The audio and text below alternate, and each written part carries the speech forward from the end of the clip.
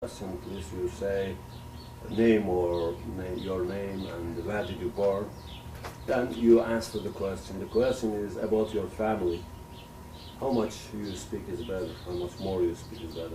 Place of Okay. birth of your mother and father, education and professions of your parents, I mean mother and father and sister. And education and profession of your sisters and brothers. Then I will come to the sad or nice memories, but I will ask it. So talk about your family, but please start from your name and birthplace. Okay. My name is Chantel Cummings, and that's my maiden name. My married name is Noor Al-Feth, Chantel Noor Al-Feth. I was born and raised here in Southern California. Lived here my whole life. It's a little bit boring. My father is retired now. He was a construction, what do you call it? He built the houses, and he actually built most of the city of Carson. Him and his father, that was their profession. They built Carson, Harbor City, many of the apartments down the street they built. So this was his profession, and he lives in Northern California now, and he's retired. My mother has done millions of different professions, everything you can think of, but right now she does, how do you call it, like home health. She takes care of, I have a brother who's handicapped, and he lives at home with her. He's 33, and she takes care of him. And this is like a nurse. She's like a nurse. And so this is her full-time job, taking care of him. And Where they were from? where are my parents from? From here. My father was born and raised in Carson. He went to Carson High. He's Catholic. He went to St. Philomena Church in Carson. His family, on my dad's side, grandparents lived in Carson. I'm not exactly sure where they came from originally. I believe my grandfather is Dutch and German, I think, or Dutch and French. I'm actually not sure. That's pretty bad. I don't remember. And my mom's family basically are from here. My great-grandmother came from Texas. I know that. And I don't remember, though, what mixed. Everybody's very mixed as far as background. We don't have any one or two ethnicities. We're really blended. And could you talk about your brothers and sisters and the religions of father and mother, if they were teaching you, what they were teaching? Yeah, my parents were very young, very, very young. They were married. My father was 18 and my mother was 16 when they got married. And so they were very young. My father was raised Catholic. My mom didn't really follow any particular faith. Now, my great-grandmother, who was my mom's grandmother, so this is fourth generation up, she actually helped raise me a lot when I was very small. And she was Baptist, very, very devout Baptist, which is a branch of Christianity. And so when I was little, I went to Sunday school every weekend. I grew up with the children's Bible. I actually still have the children's Bible when I was little, that I grew up with. She put me in private school at one point, when in fourth grade. I went to a Baptist private school. And so that was mostly the only religion I was exposed to, was through great-grandma. My dad didn't really follow. I mean, he was, what did they do that? Communion or all of the, the things they do in the Catholic Church. I don't really know all of it, but he did all of that, but he never talked to me about it. I never saw him go to church ever. So just great-grandma, Nana, we called her Nana.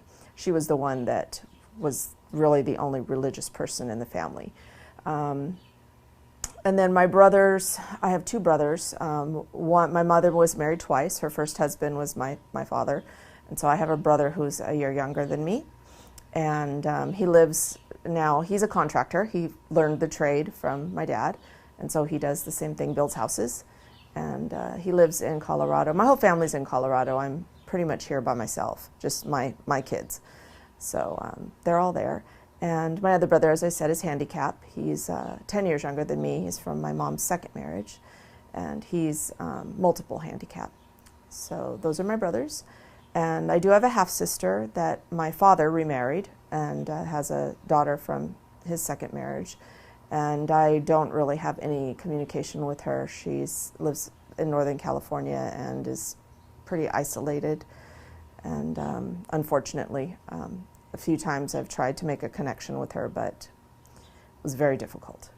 So inshallah someday that'll happen. But Sister, you said that you were going to the church. Really, we are not experienced about the church, the Turkish people. What you were doing when the kids go to the church? What did? When I would go, the children in our church that my great grandmother went to, it was very structured. The children actually didn't go into the main prayer area with the adults. We went to what they call Sunday school. So the adults would go in and listen to the preacher and do their thing, and the children would go into a special room with a teacher. And it was very fun. I remember it being a very pleasant time. We read stories, we colored. There were a lot of books to color the stories from mostly it was just the beginning of the Christian Bible stories, Noah and the Ark, and we would color the animals and the boat, and it was this simple. They made it a very simple, the stories for us, and it was nice. It was pleasant. I have very good memories of going there. I didn't really understand it being anything, I don't know how to say this the right way, but I didn't get a concept of God at all. I just got a concept of stories, that we were being taught stories from a book, and I understood that. And it wasn't until I got a little older and I actually wanted to figure out what were these stories about. Why were we learning this? And I started reading the Bible we had at home. Then I started, oh, this is actually, people believe this. and then I really, that's when I really started reading the real Bible. And the more I read, the more it just seemed like stories to me. I couldn't connect a religion, a belief in a higher power with what I was reading. Yeah. You said very important points. Because some of the Christians say this, in Europe. They said that, okay, there are some stories, good stories, just story, but there is no explanation of God. They said that we couldn't find the God in Christianity. There is no. There is something stupid, Trinity and others, but even spiritually, you cannot find the God. He said that when I became the Muslim, I found the God. Yeah, almost you said same story, isn't it? You had some good stories, okay, from Noah and others, Ark, but you couldn't find the God. Yeah, this was very important what you said. What else do you want to say about this? I mean, because you said very important point of Christianity. There is no, explanation of real God. And what else we can say? For example, in the church, children church, they give you some paints and other things to have good times, huh? Mm-hmm. Do you have some memories from that period? Just that I was very young. I went to Sunday school from I think maybe 5 years old until 8 or 9 years old, and then my mother got a divorce from my father, and then she remarried. And when she remarried, this husband did not like the relationship between my great-grandmother and anybody. He wanted to take my mother and my brother and take us away from her. He didn't like her having any influence in our life. He wanted to be the boss and the control, and so he took us away, so I stopped going. This is when I stopped going. I didn't go to the private school anymore, and I stopped all of that. So that's pretty much when my religious training finished, when I was very young, 8 or 9 years old. And I was on my own after that too. So you don't remember any memory, good or? Just very, I actually have a problem with my memory. I have a medical problem that affects my memory, so I don't have a lot of memories of that time. Just singing and songs and. You were singing? Yeah, we used to sing. We had the children would sing, and then when I went to private school, I was in the choir. They had a choir, and we made a record actually, and of religious songs. I just, it was very pleasant. I don't have any bad memories of that time. But again, there was nothing that made a connection. I honestly didn't know what God was. I knew they talked about it, but it didn't make any connection to me at all. I knew my prayers. I knew how to pray. And if I would get afraid of the dark or something, I would say the prayer, because that's what my great-grandmother told me to do. But I didn't know what I was I speaking to what? I didn't know. No, I would say it more like you would. I don't know, but I didn't make a connection to any power or any creator. I had no concept of that.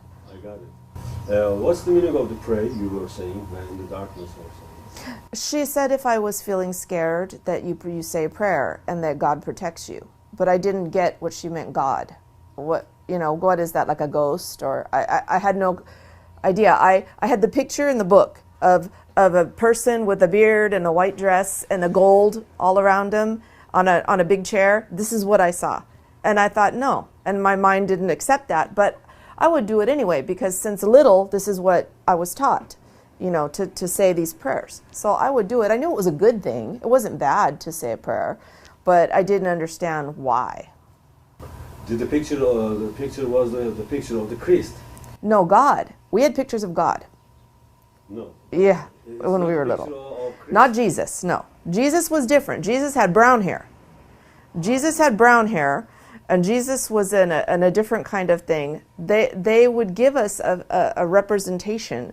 It was in the color books. And yeah, I mean, we had an image of what was God.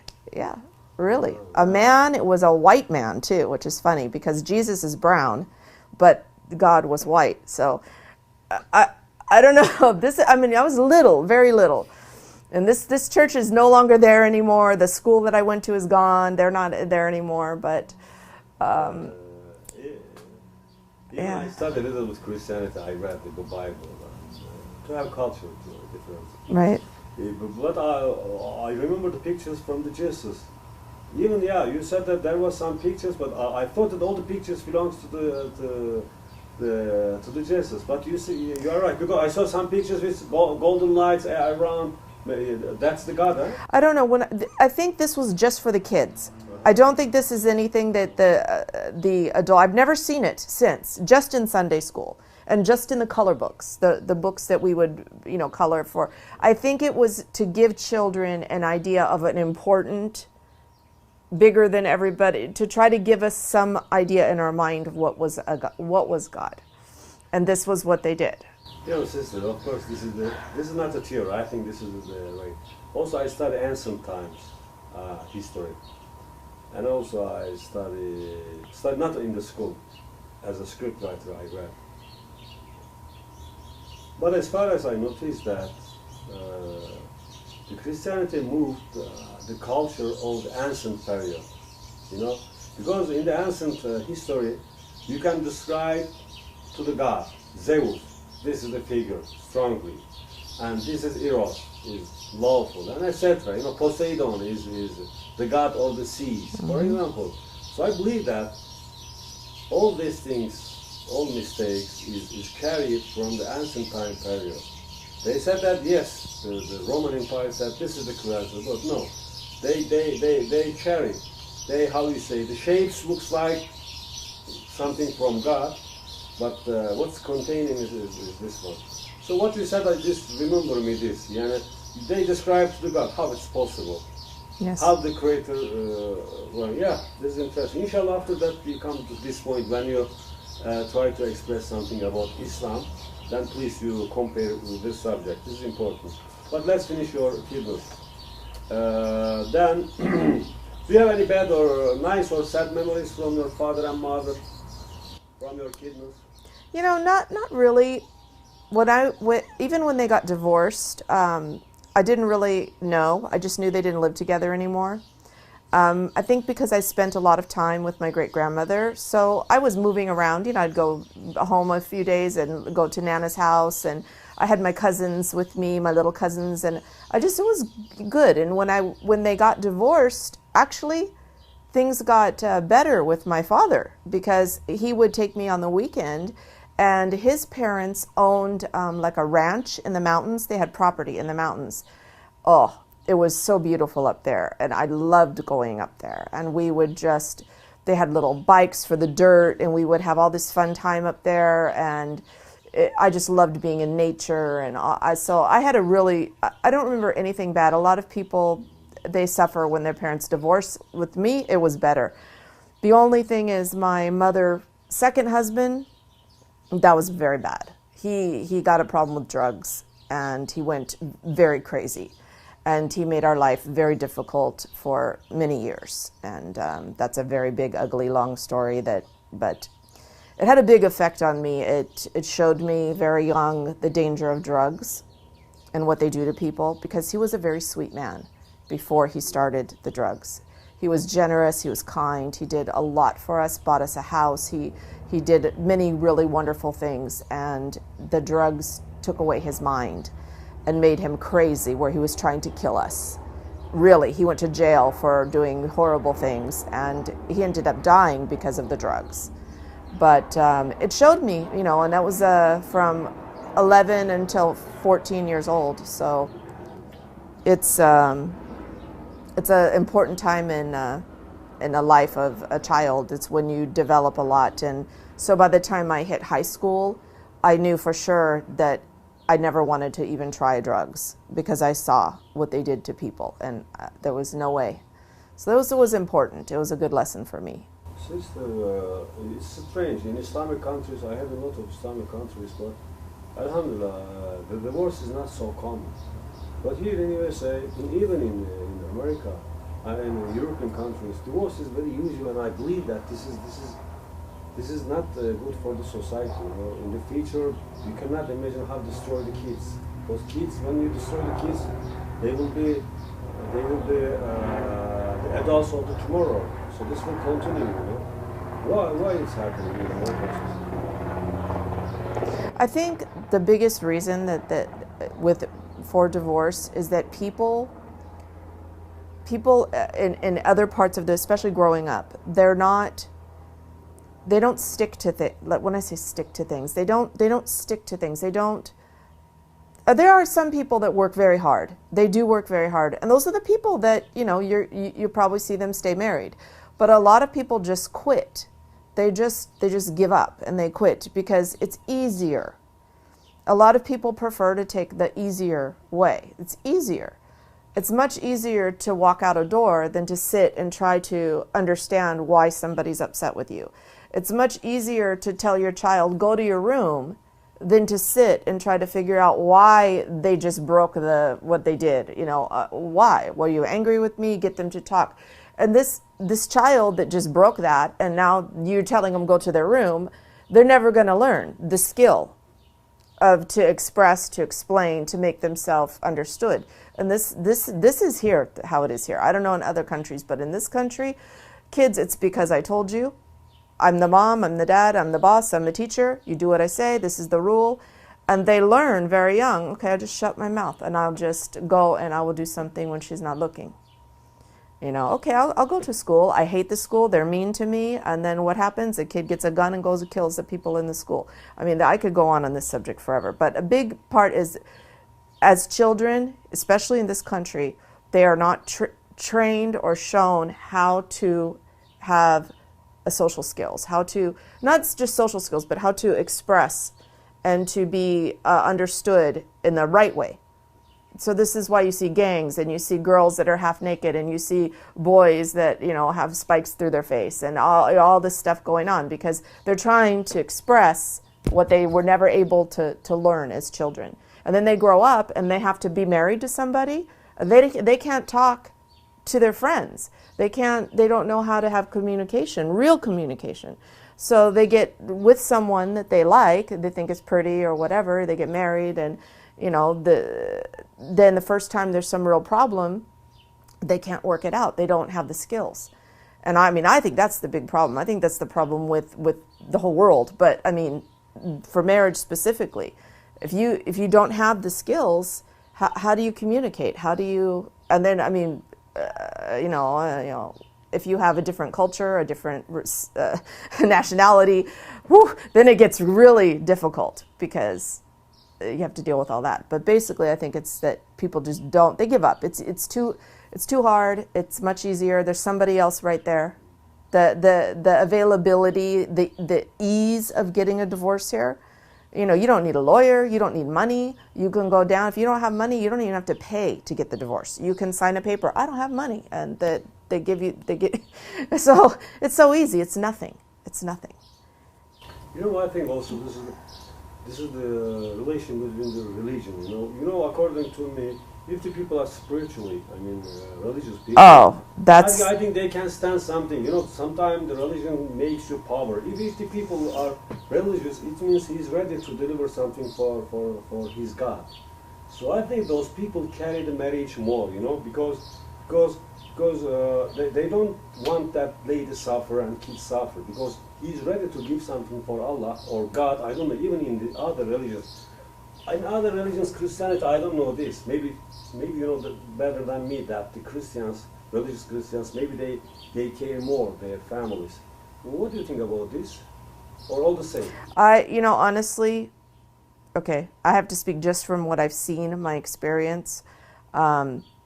Mostly my immediate exposure has been to the Catholic faith, because I was married, my first husband's whole family was Catholic.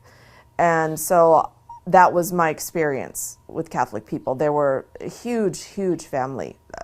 I don't know, 90, 100 people just in this immediate area. There's so many.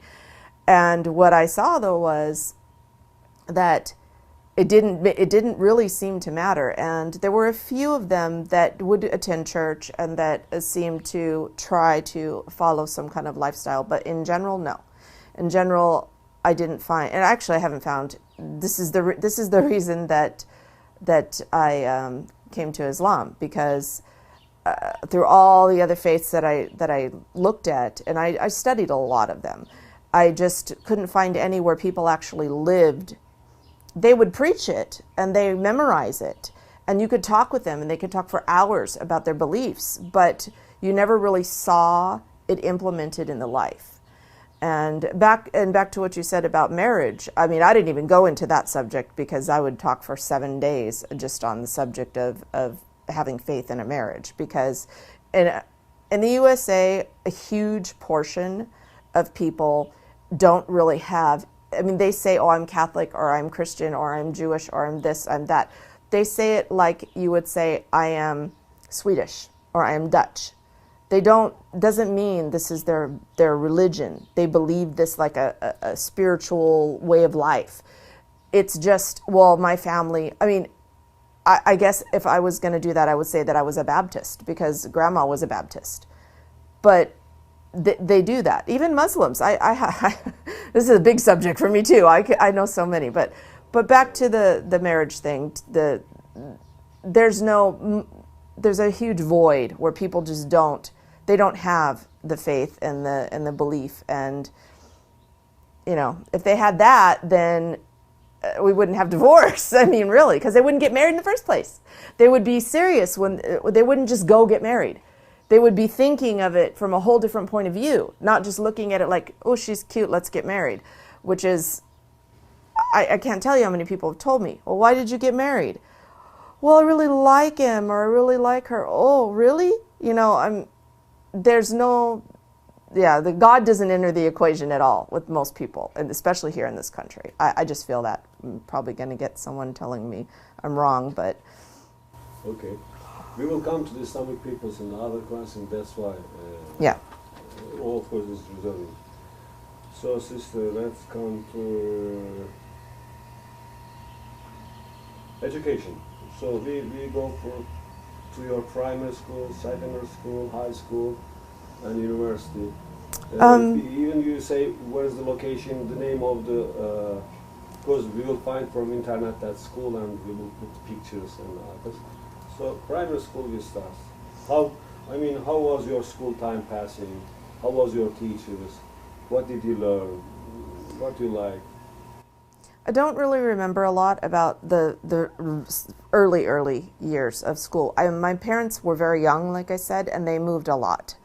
I mean, a lot. Like, I would say I went to a different school, maybe 2 different schools every year. Like, I would start in one, and then 4 months later we would move. I would go to another one, and I didn't make any friends. I don't even remember the names of. I remember one, President Avenue. I remember that school because it's right down the street. It's around the corner from here. And I ended up there 2 times, one at kindergarten, and then later we moved back, and then I ended up at the school again. But we moved so much. And then when my mother remarried the second time, I was living with my great-grandmother for a little while, and so I stayed 5th grade, 4th grade, and I was in so many different schools, honestly. The only school that's clear in my memory is the Baptist school because just it was so different, or the private school. And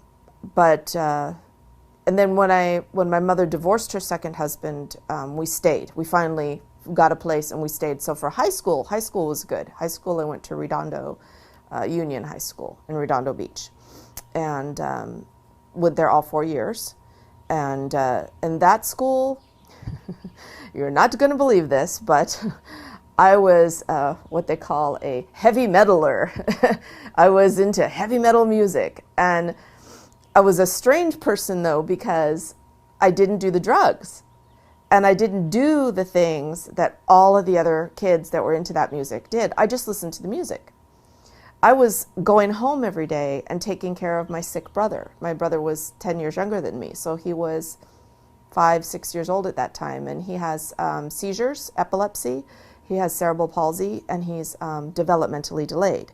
He's like a baby, like 4 years old. And so my mom was working 3 jobs to support us. So I would come home from school, directly home, get my brother off the bus, feed him, cook dinner, clean the house, do my homework, and mom would come home and, we go to bed. This was the life. So I dressed that way. If you saw pictures of me, you would just freak out because the crazy hair and the clothes and everything. But even our high school, because there was a lot of kids that did bad things. It's a high school. This is America. There's lots of groups of children. They're doing bad things. They're doing drugs. They're leaving the school and they're not supposed to. And so every high school has a small group of people. No one is supposed to know that they're the security, but they're like hiding, but they're there. I don't know. It's really silly. They knew me, and they knew that I'm not like these other kids. So if I was leaving school, they didn't ask me, where's your excuse or where's your paper? They'd know, oh, she's okay. She's not like the other ones. But anyway, so but high school was good. I just, I was very into my studies. I was in the honors English, the very high level of English. I was into theater. I liked to do the sound, like recording the sound for when we would have musicals and plays. And I would run the big board with all the sound equipment. I would do that. I learned all of the ways of movie making, like a spotlight, how to do the spotlight on the stage, just the things you do to set up the play. It was called stagecraft. We had a special class just to learn how to do theater and this. I didn't like to be in front of the camera. I liked to be the one behind doing the thing. So I did this for 4 years. And I was sure that was going to be my profession, that I was going to go to Long Beach, Cal State Long Beach, and go into the sound. I wanted to do sound technology and maybe work for, I don't know, either a theater or go into movie production to sound. I was very into the sound. But anyway, so that was high school. And nothing extremely remarkable, just normal. Do you have nice or sad memories from high school that you leave? It was good because I made friends. It was the first time in my life I stayed in one place, so I could make friends. So I remember feeling different than the other kids because, like I said, I was listening to this kind of music that most of the girls, they were, having relations with boys. They were doing drugs. I knew girls that were pregnant and getting pregnant in high school. There was a lot of pressure from a lot of the big, not my close friends, but the circle, the bigger circle, to do these kind of things. We would go to see bands play music, go watch music and see bands play, and everybody would be smoking and drinking and doing this, and they would look at me like, why aren't you like that? I didn't have boyfriends. I felt weird, though. I felt that there was something maybe wrong with me, because I guess the way I conducted myself in high school did not attract. I didn't have, like, the other girls were trying to get the attention, and I wasn't. I would rather have the friends, just the friends. And I guess, I don't know, but it was difficult, a little difficult for me, because I was different. I was not like them, and every girl I knew had a boyfriend. They were all, like pairs everywhere, and I was the only one not like that. So, and I don't know, I always felt a little strange, because I didn't do the things everybody else did. And I don't know, I guess I was more responsible too, because of my brother. I didn't have time in my mind to waste the time with that, and then I had to go to work at 16. My mom was just struggling. It was very difficult, and she's got, kids, and she's alone. There's no child. She didn't get child support. She didn't get help. So I was at an age where I wanted clothes. I started to, to want things, which we all get that way. And my mom told me I can't do it. And I wanted a jacket, a special jacket, because of the style of the music. I wanted this special kind of a leather jacket. And she said, I can't do it. I'm sorry. You have to get a job. So I went to work. So now I'm taking care of brother, going to school and studying and working 4 days a week. So. I have some questions. You said that, of course, Turkey is not a really Islamic country, but at least we have something from Islam.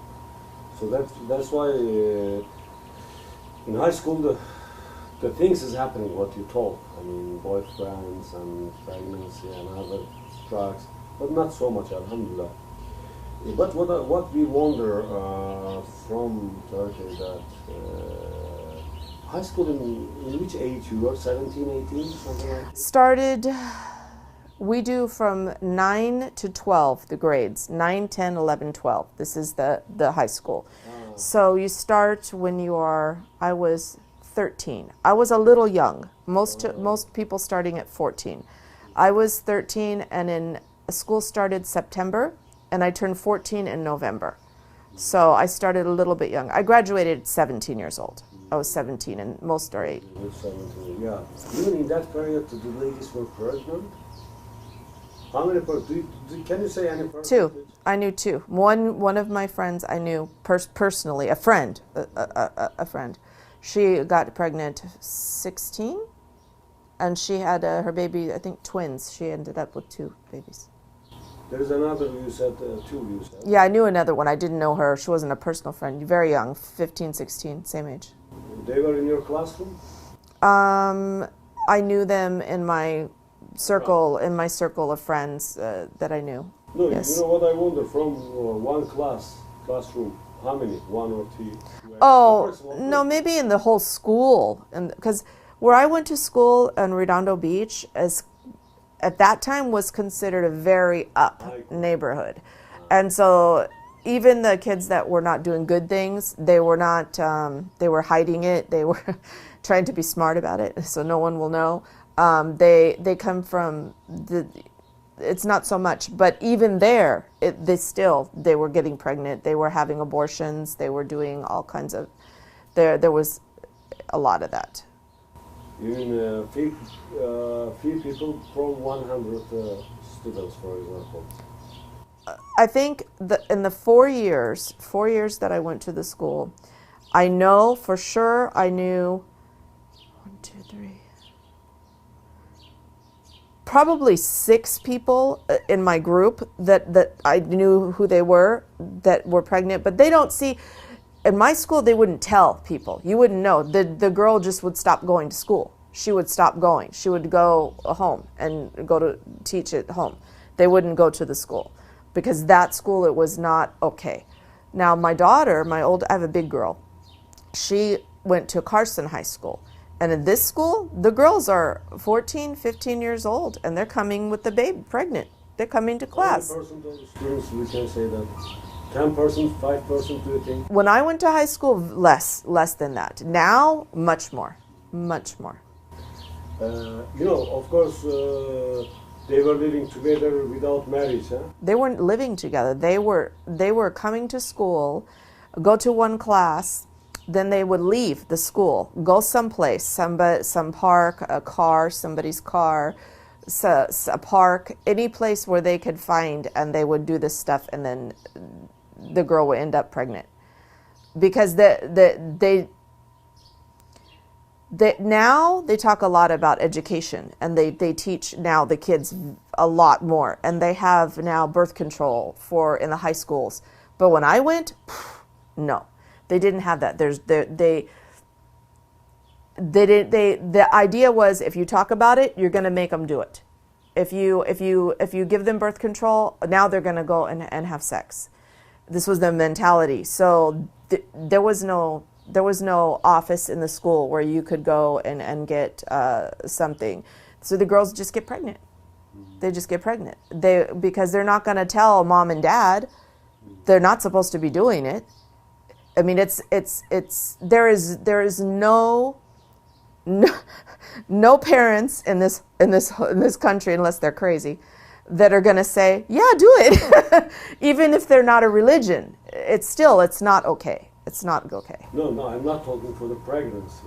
I'm talking to be together with the boyfriend, girlfriend. Oh, everybody. Their father and mother, if they learn that his son is sleeping with other girls. I'm going to tell you the truth. When I was in high school, if there was 100 people, 100 kids, if 10 of them were not doing anything, 9 wanted to. It's not because they didn't want to. It was so pressure to be having relations. Oh, there was so much pressure to do it. Pressure from each other. The boys, they're going to the PE and they're playing sports, and all they're talking about is the girls. This girl.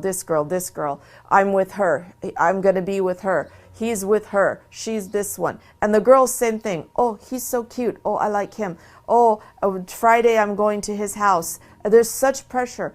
And like I said, for me it was difficult because I just had a different mentality. I didn't care about that. I had so many real important problems, not this stuff. And they would ask me, "Oh, don't you like him? Oh, do you think he's cute? Oh, this and this." And I'm like, "What? Yeah, whatever. Okay, sure." And I had friends though that were boys. I had friends, my best friends in high school, the closest friends were boys, but I never had that thinking about that kind of thing. I don't know. Maybe I was strange, I guess. Everyone told me I was strange, that I was weird. So working time, then you finish the school and please continue. Then the other question is Islamic. Before you became a Muslim, what was your knowledge about Islam and converting story? But we make it in the second part. So we finish your life story with where did you work till today. Then we will come to Islamic life. Okay. After high school, I had to make a choice. I really wanted to go to the university and learn sound and get into theater and production and this. But I knew a lot of people that were doing this, people that were in school with me, and they finished before me. They were older and they finished and they came back. And they would tell us, oh, it's so difficult, we can't get work, we can't find jobs, don't do it. Don't come in this profession because you're just going to suffer. And my mom was working so hard. She was working, I mean, I never saw a woman work like she was such a good example for me because she just worked hard. And so I wanted to help her. And I wanted to do something because I'm still at home, I'm living at home, and I wanted to do something I can make money faster. So I don't want to go to school and leave her and my brother, and I don't have money, she doesn't have money. You know, was just not a good solution. So I was always very good with hair, with fixing hair, because in my hobby and the rock music and this kind of thing, it was in the late part of 1980s. And in America, we had a big popular fashion to have big, even the men, big hair, long, big, poofy, like a woman. The men looked like women in the USA for 10 years, really, I swear. They wore makeup and the big hair. I got very good at fixing the hair. So everyone's saying, do this, go take your license, do beautician, and you make money and you're good at it. So I did. So this is what I did.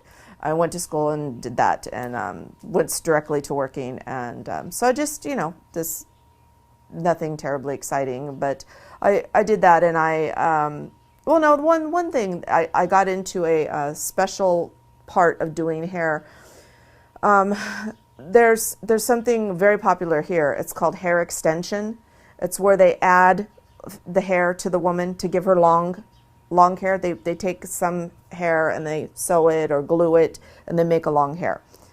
Well, I learned to do this, but I did it for like a different purpose, not just to make long hair.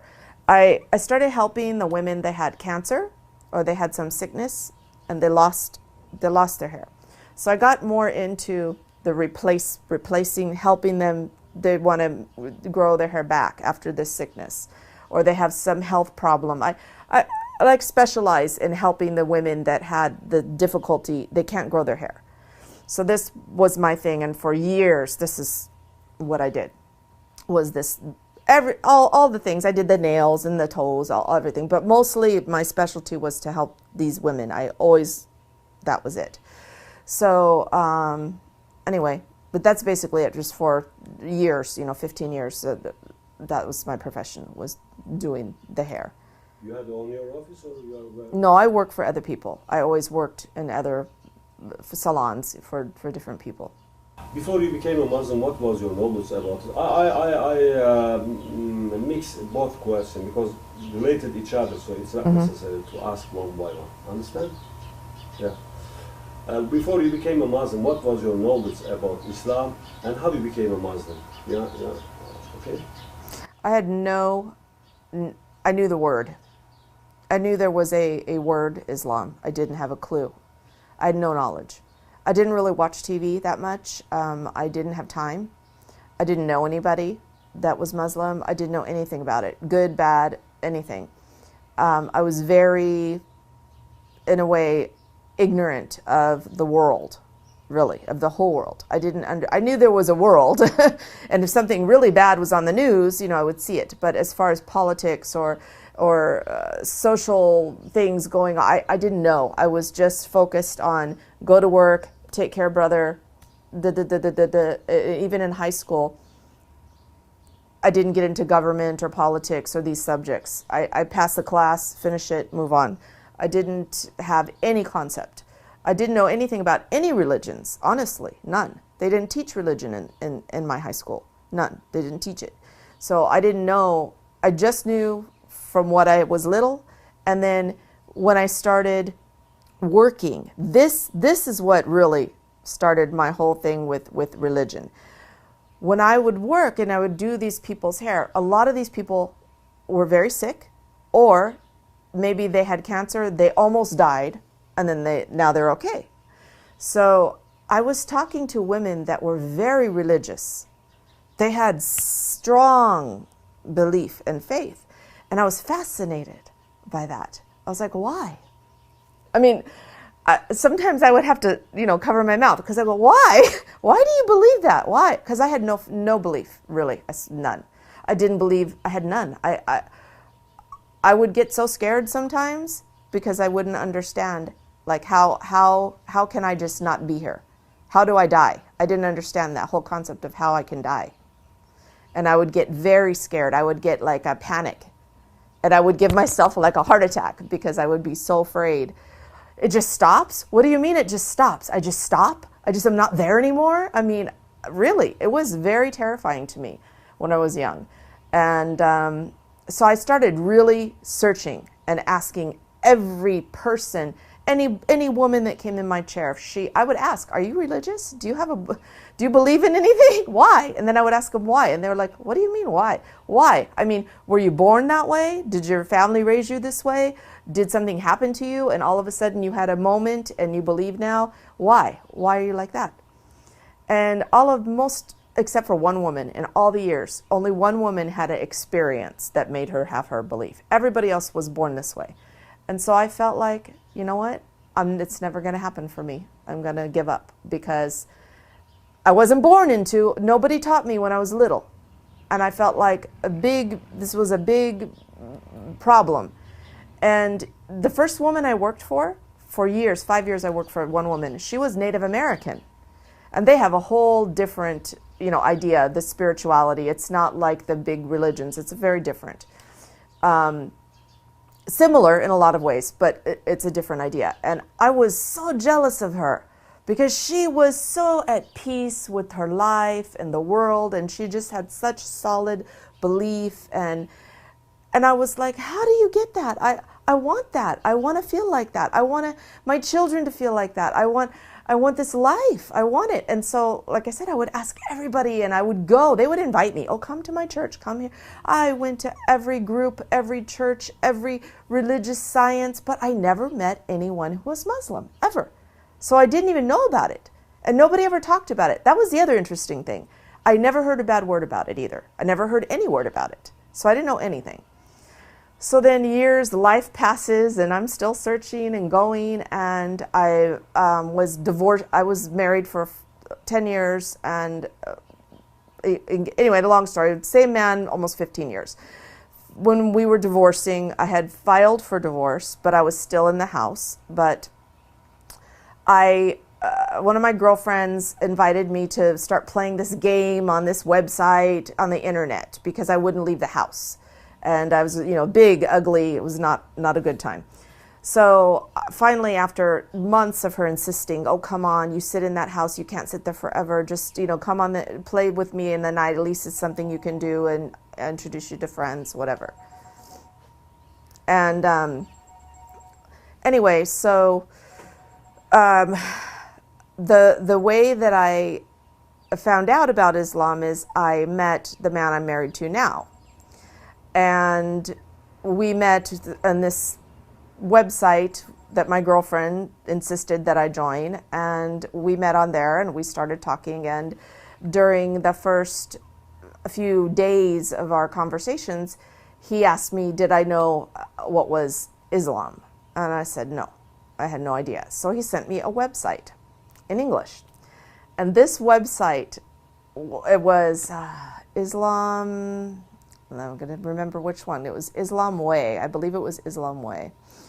And it had all these articles and all of these, links and things. And the one that caught my eye, though, was something about, and I still have it in my computer, something about how to be a good husband or the way to be the best husband, something about being a husband. And I thought, oh, I got to see this, come on, I got to see this. So I click on it and I'm reading it and I'm like, whoa, really? And then I thought, nah, there's no way. There's no way that men are being taught this, There's no way. There's no way. So I'm like laughing, right? And so I copied it and I emailed it to him and I said, have you read this?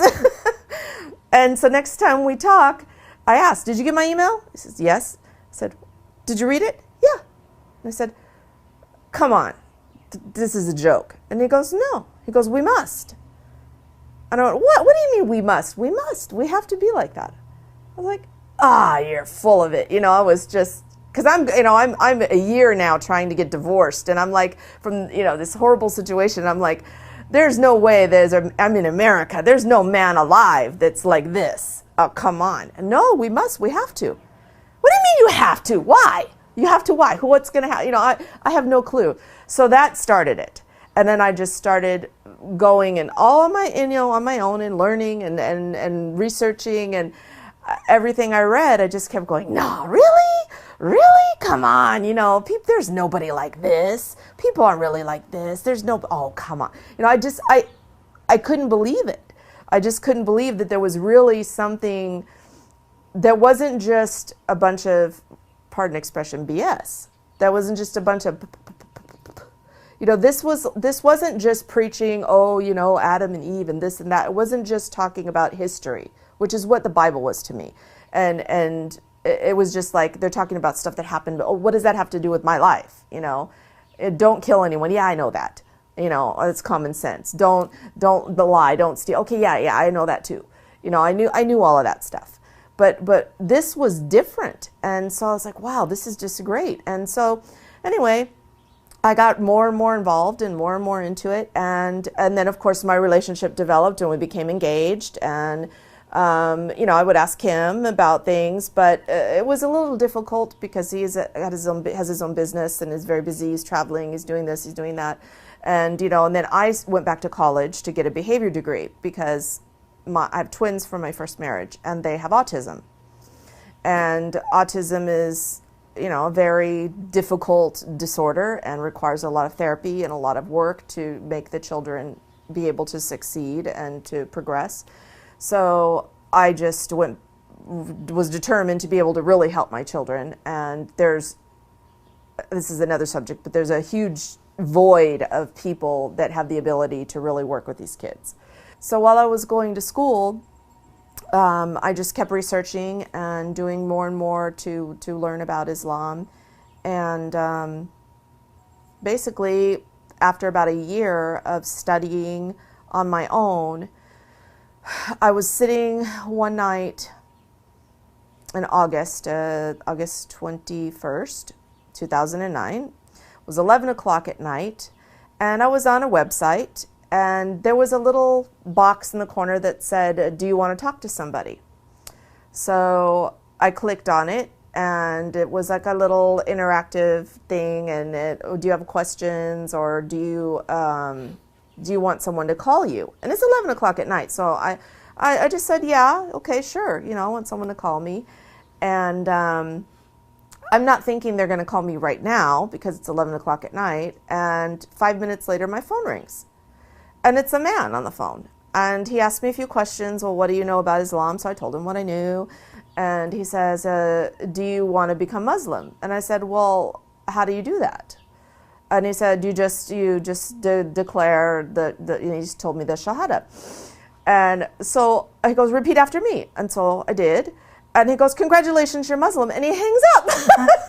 And so I'm like, really? And I'm like, wow, okay. All right, cool. Now what do I do? And I just sat there because I'm alone. My kids are asleep. I'm in my little apartment. And, I'm like, wow, what do I do now? And so I email, back then he was my fiance. I email him. I'm like, guess what? I'm a Muslim. And I just didn't know what to do. And so then all of a sudden they start emailing me this organization. I mean, I got probably 25 emails in 5 seconds, really, with all these links, and they're telling me they're going to send me information, and they're going to send me Quran, they're going to send me all this stuff. Well, then they sent it, but they sent it 9 months later. So I had already, yeah, believe me, when the package came, I was shocked. It was 9 months later. But anyway, it was a good one. I have my whole little library was from them. So they sent me a lot of good stuff. But anyway, so in the meantime, I sat in my apartment for a month. I didn't know what to do.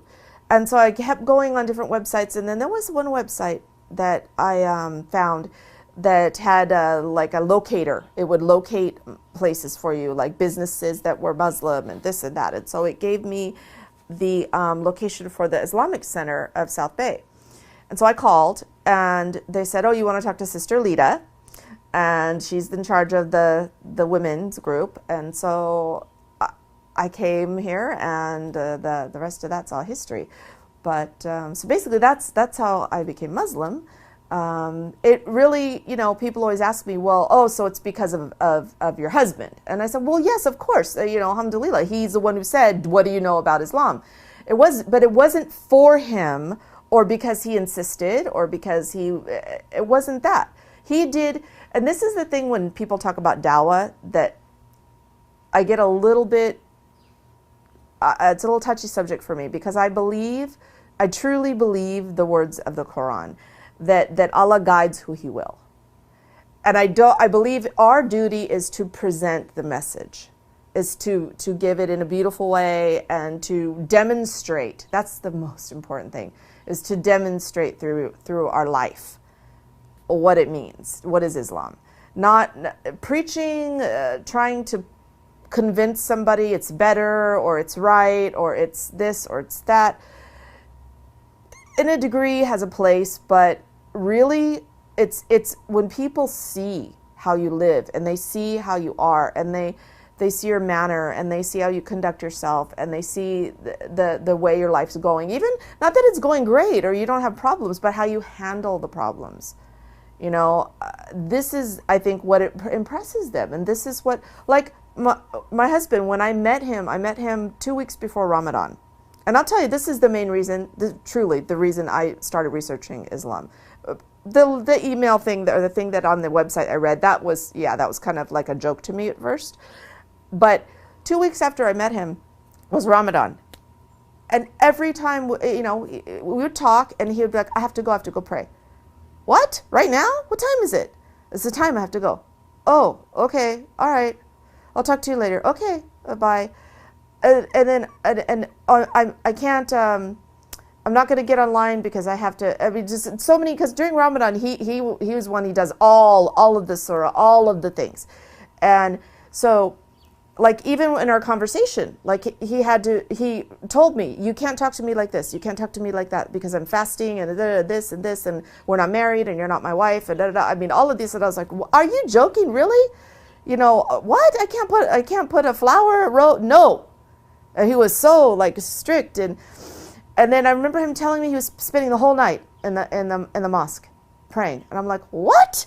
Are you kidding me? You're really going to stay all night and pray? How can you pray all night? Come on.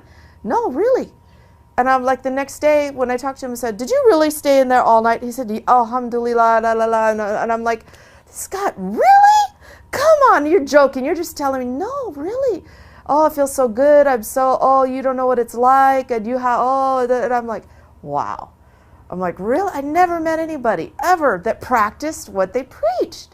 And he didn't really preach a lot. He just did it. And I was like, wow, this has got to be something really great. You know, I mean, this guy, because he's younger than me. And I'm like, wow, he's younger and he's in Morocco, which is, you know, is a kind of a different place if you've ever been there. You know, I mean, it's not like going some countries you go to and that's very strict and everybody's, you know, in the black. And Morocco, the guys are in the pointy toe shoes and the tight jeans and the sunglasses, and the girls some of them have the scarf, but they're in the tight little clothes and they got the heels and the makeup, and, you know, and the bling bling and all of this. It's a little different over there. So I was like, nah, this guy's, but he was serious. And so that's what really made me think, okay, there's got to be something to this. If some young guy who's, you know, living in this hip, cool place, you know, because I'd never been there. I thought it was hip and cool. It seemed like it, you know. And there's got to be something to it. And yeah, there was something to it. There was something to it. And that's this, yeah. And I'll never forget the first time that I opened the English version of the Quran, because I had no idea what to expect, because I had seen ayahs and surahs, you know, quoted and quoted on things and stuff. So it's just like, you know, the Bible's like that, you know, they have quotes and stuff. But when you read it, when you actually read it, it's more like you're having a conversation. Like when you sit down with a really good friend that you know really well, like, and you can just be really honest and you can really talk and you have that great flow between that person. That's what I felt like when I was reading it. And I would even like, the very first time, there was even times when I would read something and I would kind of laugh because I was like, you're right. Yes, exactly. Like, why? There's in Surah Baqarah, there's many times when Allah's asking, like, you know, I show them this and I give them the guidance, why they don't want to follow it. I mean, I'm very loose. I don't have it memorized, the exact words, but the questions were being asked, like, basically in very straight English, what's wrong with people that they don't listen? You know, they don't listen. How many times they have to be told? How many different ways? How many different examples? How many prophets do I have to send? How many things have to happen for people to like pay attention and to understand?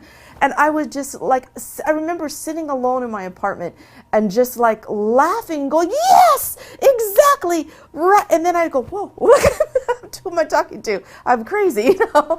But it was like that. It was not like the Bible. When you read it, you're like, oh, you can't understand it, first of all. It doesn't make any sense. And in this chapter, it contradicts what you just learned in the last one. And, you know, it was frustrating. But with this, it was just like, it was like a conversation. And that's what I explain to people. When I read, and I know it's different when you read it in Arabic, it's very different. I mean, just listening to it in Arabic is very different.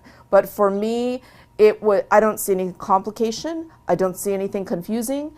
I thought this is the most straightforward, most simple, and you're given so many examples of what is being said. The message is presented in every possible way. So even no matter what background you come from, no matter what your life experience is, no matter what your education is, no matter what even your comprehension of the world is, you can get it. A 5-year-old can get it.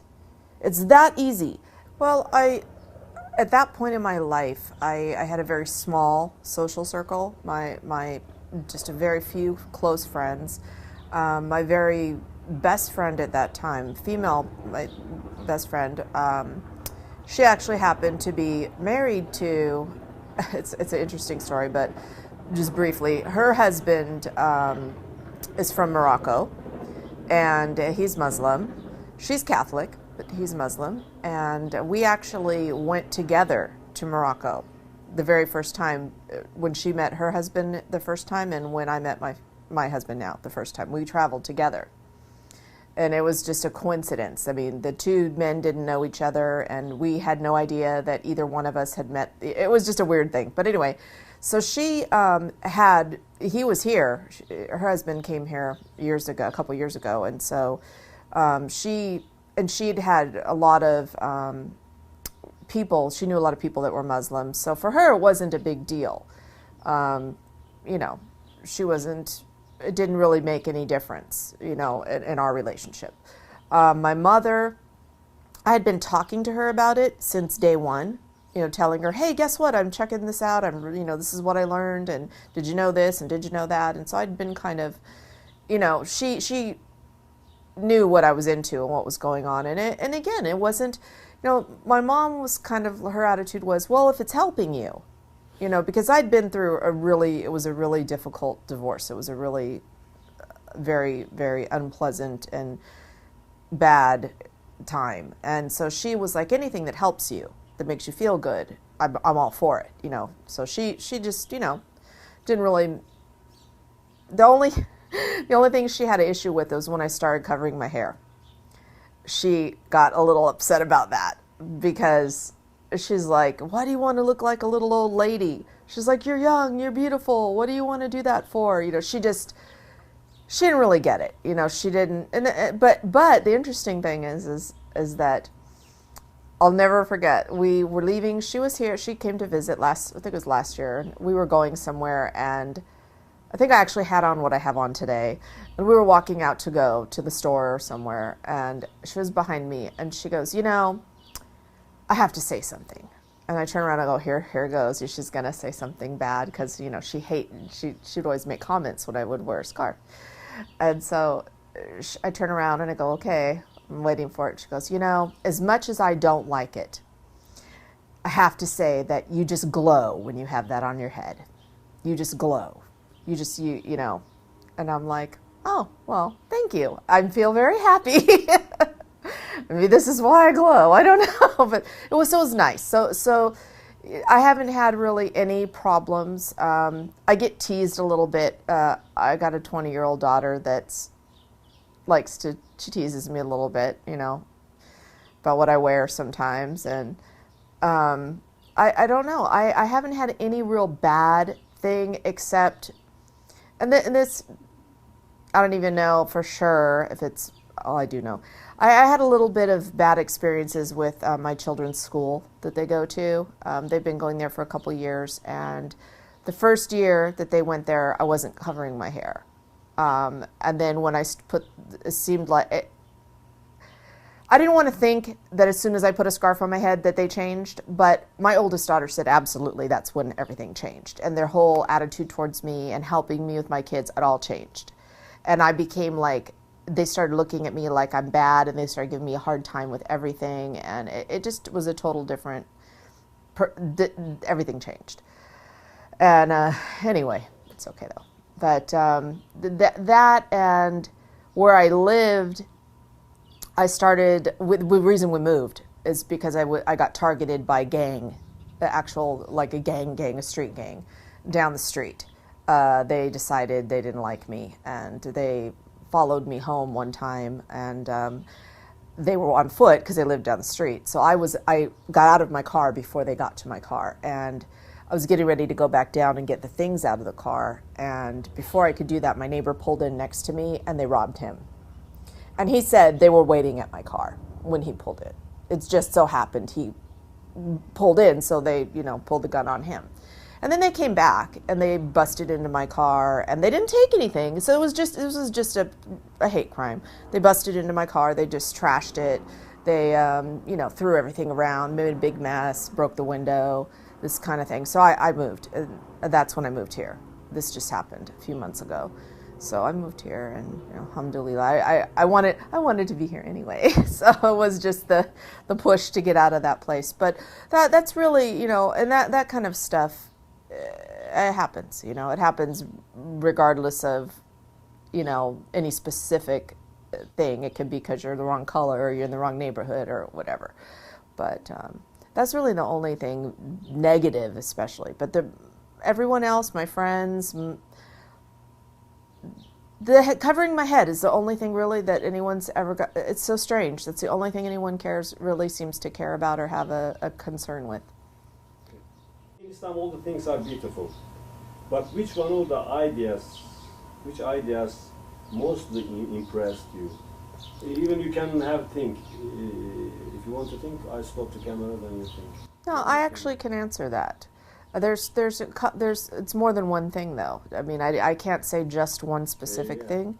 There's more than one. The first initial thing that impressed me so much was that it was an all-inclusive lifestyle. It wasn't just like the other religions. It was a way of life. It wasn't just, it's a spiritual, it's physical, it's on every level. And the more because I consider myself a student. I like to study, and I'm really studying right now. Anyway, so the thing with me is that impressed me so much is that it's all inclusive. It's every way, every part of your life. And the most important thing I think for me was that I didn't see, and even after I finally got my English version of the Quran, and in all my classes and in everything that I've learned, you don't find in Islam the real Islam. Now there's extremists that have a different opinion, which I'm not going to talk about that. But in the Quran and in the real Islam, there isn't this hard, cold, brutal, like you must or you da-da-da, which all the other religions, I never understood that. I never understood that it was so like, it didn't seem like anything from a God or from a divine being. It seemed more like someone wrote a book to tell people what to do. With Islam, it's like, no, this is a guide. This is the way. This is the suggestion. This is what you should do. If you want a good life, if you want this to happen, if you want to end up in heaven, if you want to avoid, this is how to do it. It's the way, I don't even know how to explain. Like I said, it's like your best friend telling you, look, this is really, if you want things to go good in your life, this is the way to do it, like this. And oh, you don't understand? Here, I'm going to tell you again. Okay, you didn't understand? Okay, let me give you another. This is how you can do it.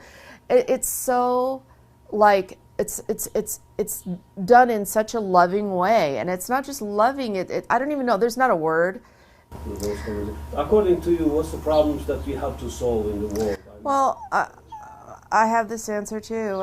This is my opinion, just my opinion, but from what I've seen is it's like a couple different things, but it all ties together. There are a lot of people, there's two groups of people, Muslim people in the USA. There's the people here that are following Islam, they're practicing in whatever level they practice, they're following Islam. There's these Muslim people, and then there are people that when you ask them, they say they're Muslim, but they don't have any connection to the religion. It's just, well, I'm from here, I'm Muslim. I'm from there, I'm Muslim. And the problem with both of the second group, the problem with them is that they're just doing whatever and they're saying they're Muslim. So anybody that knows them is like, oh, really? You know, and this is their example. And this is what they see. And they think, oh, wow, that really? You do, that's Islam? That's what that means? Oh, you know, and it gives a very poor impression. I mean, it confuses people, and it may even just do, like, really can be bad, very negative. And so for those people, whenever I meet them all the time, oh, you Muslim? Oh, I'm Muslim too. Really? Oh, okay. And then I'll invite them to come here or whatever the situation is.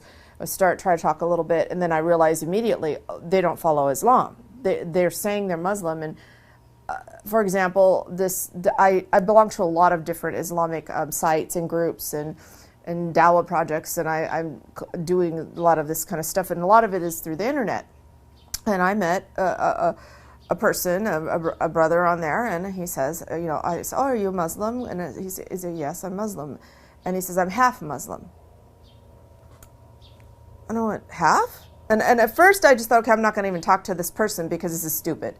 But then I thought, no, wait, I got to know. What half of you is Muslim? And then he goes, oh, well, no, I don't mean like half. I just mean that I'm born here, but I don't follow Islam. I said, so you're not Muslim. But Muslim is not an ethnicity. It's a faith. It's a belief system. So that's a problem. Then the biggest problem, or the bigger problem, is for the people that really are practicing Islam and they're, you know, doing what they do, and they're you know, the thing is that many, not all, but many of the Muslims that live in America, they don't extend in any way beyond their immediate little realm, their immediate circle. In other words, you know, they come to the mosque, they pray, they do, you know, they go to the market, they buy halal food, they do, you know, they're doing what they're supposed to do. But when they go out in the street, they don't look at anybody. They don't smile. If you see them in the market, and I talk to the sisters all the time because I feel the sisters are the sisters. I love you all. Don't get me wrong, but that the big burden falls on the sisters when it's in public because we are easily identifiable. Men, you can't tell. You don't know who, unless he's in a, well, I don't know what those things are called. The women, they're called like a jaleba or something. I don't know what they call for the men. But unless they have a cap and they have the long dress on, and even then they think they're Jewish or something, they still don't know they're Muslim. For the men, nobody knows, unless you have a sign and you're carrying a sign. But for the sisters, you got a flag. You got a flag, okay? Everybody knows. So when you're walking in the market or you're in the mall or you're at the gas station or you're at the red light and you got that face, that like sour expression and the down and you don't smile at anybody and you know, and you're just like this, whew.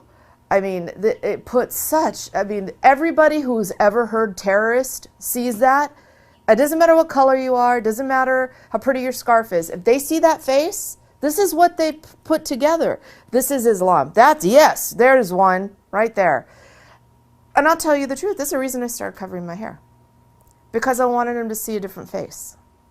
I wanted him to see a different face. And somewhere I read, I don't know who read it or where I read it. I can't remember, but it stuck with me. And every time I get dressed, every day I hear it in my head. When you leave your house, you want to be known and not known. Known for your character, for who you are, for your manner, and not known that you're not hanging out of your clothes and everyone can see, you know, and all this. So I think about that every day, and everyone's like, well, you know, oh, I don't cover my hair because I don't want people, you know, they're going to think this or they're going to think that. Well, I want them to think it, and I want them to ask me. I want them to ask me about it, and then I'm going to tell you. You know, I had some guy come up to me in the market and go, "Do you eat meat?" Just like that. He goes, "Are you a Muslim?" With this real weird accent. And I was like, "Yeah." And he goes, "Do you eat meat?" I said, "All the time, whenever I can get it, you know." Yeah, medium rare too, you know, I mean, and so I like that. I mean, I like that. But the biggest problem is that so many, and Sheikh Ammar from Mercy for Mankind just came 2 weeks ago and did a big dawah program for us. And he said the same thing. We agree on this, that most people don't, they just go through their life. They don't even have, they're complacent. They're just complacent. You know, okay, this is all I have to do. I just have to be a good person. I just have to follow the rules. I just have to pray. I just have to make dua. I just have to do these things, and everything's okay. This is it. Take care of my kids. This is it. But really, our purpose is a little bigger than that. You know, we're created for a reason. We're created to worship, and part of that worship is not to go preach to people or to insist, but to demonstrate and to inshallah to guide people too in that process. And you know, you can't guide anybody if you don't open your mouth, if you don't smile, at least a smile. I mean, smile is the easiest thing in the world to do. It's sunnah, it's charity, it's simple. You just eat and do it, and yeah, you get a wrinkle, so what? But that's it. And yeah, so now everyone that comes through the door, we kind of push that on our group of sisters. Like, you know, be aware when you're at that red light and you're sitting there scowling because you're late, and someone looks over at you. They see the scarf on your head. Don't like give them that face. You smile, you know, or wave at them, or let them go before you. You know, let them go before you. Really, is it going to make a difference? You know, you do have to block them so they can't come out of the light's only, yeah, I understand the light's only green for 2 seconds, and then you got to wait 5 minutes again for it to be green again. But just let them go. You know, let them go, because you know what? They're going to remember that. They're going to remember, you know, when someone's talking bad about Islam, they're going to go, you know, I met a lady in the store and she let me go in front of her, and you know, she was so nice, and and I think she was one of those Muslims. She had that thing on her head, but even though they're talking like that, they're gonna have a good impression. And this is how you make good relationships, no matter what your religion is. If you want to make friends with your neighbors, that's how you do it. And you know, it doesn't matter where you're from. I mean, it's I don't know. I mean, we're ambassadors. We're ambassadors. We are the ambassadors, and until people realize that, that's the problem. No.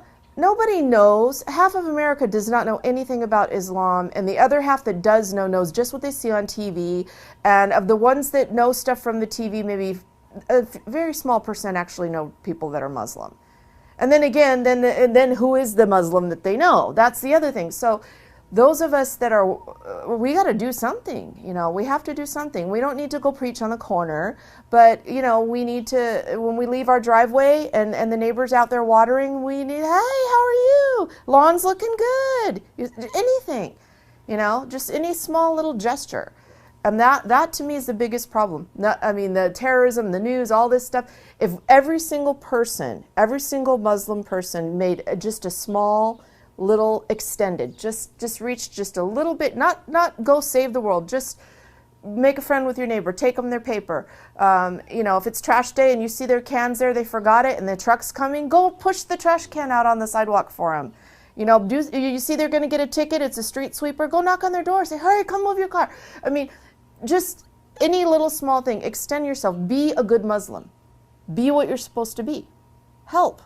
Do what you're supposed to do. Don't just sit in your little world because you fixed it and just think you're okay. That's not enough. It's not enough. And you know, when we all start realizing that, I mean, things will change. I mean, they are changing. You know, alhamdulillah, they're changing, but it takes more. It takes more. It takes you know. Anyway, so that's what I think is the problem. Yeah, you touch on a very good point. That's useful. Point that Islamic people must understand this very well. As you said, they are ambassadors. There is, how about the spreading of Islam, how it must be? Which kind of ways do you advise to the Muslims to spread Islam? Do you have any already something like you expressed before question this. But if you want to include some, but you know, yeah, some you said because they should be kind, smile. The people must like them. What else do you advise to spread Islam to other Americans or to spread all over the world? Okay. Well, I definitely know what is not a good idea. In my opinion, what is not a good idea is to, on the internet, and he is asking Muslims to send emails and write letters to try to convince a movie star to convert to Islam, to convince him, to push him, because he's interested in it and he wants them to, and I keep thinking there's no compulsion in religion, there's no compulsion in religion, there's no compulsion in religion. You're not supposed to push, you're not supposed to, and I'm reading what the comments that the people are putting, and I'm like, oh, why are you saying that? And they're like, oh, it's the right way, it's the best way, you need to do it, you don't want to go to the hellfire, and it's like, no, but this is not Islam, this is not, I mean, this is not my understanding. Maybe it's clearly it's somebody's understanding, but my understanding is, I mean, you can sit and you can tell them, yes, okay, you're going to go to the hellfire, you're an unbeliever, okay, but this is not, to me, a way to show someone that it's a good light. I mean, like I said, you have to demonstrate it. You have to lead by example. I believe that so firmly. You have to lead by example, and the biggest thing in Islam, I have to say, the biggest thing that not biggest, okay, it's not biggest, big, it's big. Humility, okay, humility, and being humble, and humble isn't just like, oh, thank you. Being humble is a whole way of conducting yourself in everything in your life, and I have to remind myself of that all the time, because I get caught up too. I go to the sisters group and they're all in the pretty scarves and, you know, like this one, and the bling bling like this, and they're all decorated, and they look like flowing princesses of Egypt or something. They look stunning, and I'm thinking, well, that's not really humility, and that's not really being modest. You know, and I do the same thing. I have beautiful flowing caftans that I made myself that are just stunning, and all the scarves, and I've got caught up in it too. But if you really look at the meat, at the core of the message in the Quran, and how we're supposed to be, that's not, yes, we should be clean, we should have nice things, but we shouldn't be out in the street calling attention to ourselves. We're not supposed to we're supposed to be humble, we're supposed to be modest. And even though you're covered from here to here, if everything you have on your body is making people stare at you and go, wow, look at her, that isn't modesty. That's not modesty, and it's definitely not humility. And, you know, and you know, when you have gold everywhere and all that, you're showing off. This is showing off. You are putting in the face of somebody that you have what they don't have. The lady in the rags doesn't have the fine silk, you know, and it's nice. It's okay to have that, especially to go pray. I understand that. You know, you go pray, you want to put on your best clothes, you want to look, you know, this is fine.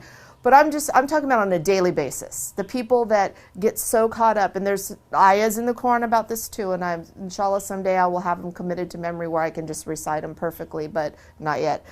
But there are ayahs about that too, about you know, coveting and about collecting and gathering, you know, material things, and yes, to an extent we're supposed to do that, but why?